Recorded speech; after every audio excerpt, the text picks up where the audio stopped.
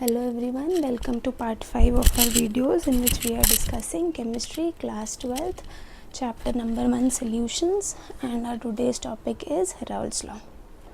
In last class we have already discussed Henry's law, which was applicable to the solutions where the solute was gas and the solvent was liquid. That means gas and liquid type of solutions we have discussed.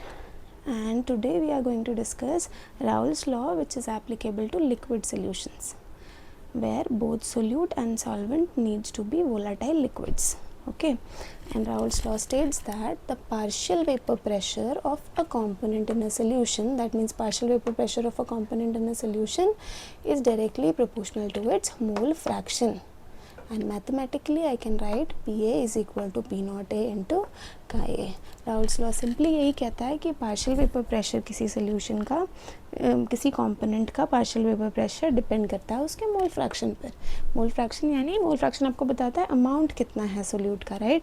So mole fraction ज़्यादा होने से solute का amount ज़्यादा होता है और amount ज़्यादा होने से ऑफकोर्स पार्शियल वेपर प्रेशर उस पर्टिकुलर वोलाटाइल लिक्विड का और ज़्यादा होगा, है ना.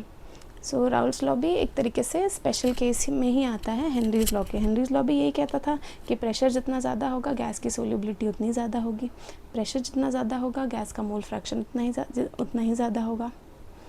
So same way Raoult's law also states that the partial vapor pressure of a component is directly proportional to its mole fraction. Mole fraction ज़्यादा होगा तो partial vapor pressure ज़्यादा होगा. And for a binary solution, P total is equal to PA plus PB. A is consider A as solvent, B as solute. So solute plus solvent दोनों का partial vapor pressure अगर हम add करते हैं तो हमें मिलता है total pressure of a solution.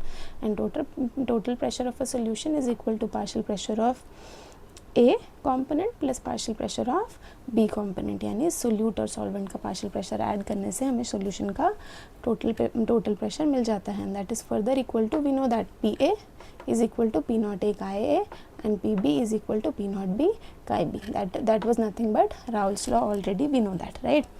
Let us discuss now applications of Raoult's law. First application is determining the vapour pressure of the solution. किसी भी सोल्यूशन का आप वेपर प्रेशर निकाल सकते हैं अगर आपको उस पर्टिकुलर सॉल्वेंट का प्योर वेपर प्रेशर और उसका मोल फ्रैक्शन पता है. अगर मोल फ्रैक्शन और जो वेपर प्रेशर होता है प्योर कंपोनेंट का वो पता है तो आप सॉल्यूशन का वेपर प्रेशर निकाल सकते हैं.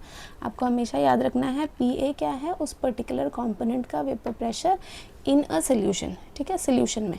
और P नॉट A क्या है, वेपर प्रेशर, वो भी वेपर प्रेशर ही है लेकिन जब कंपोनेंट सोल्यूशन नहीं बना है, जब प्योर सॉल्वेंट है, सिर्फ सॉल्वेंट है या फिर वो इंडिविजुअल कंपोनेंट प्योर स्टेट में है, उसमें कोई चीज़ ऐड नहीं की गई है. ओके, सो ये प्योर कंपोनेंट का वेपर प्रेशर होता है और ये vapour pressure in a solution में जब सोल्यूट सॉल्वेंट ऐड हो जाते हैं तब.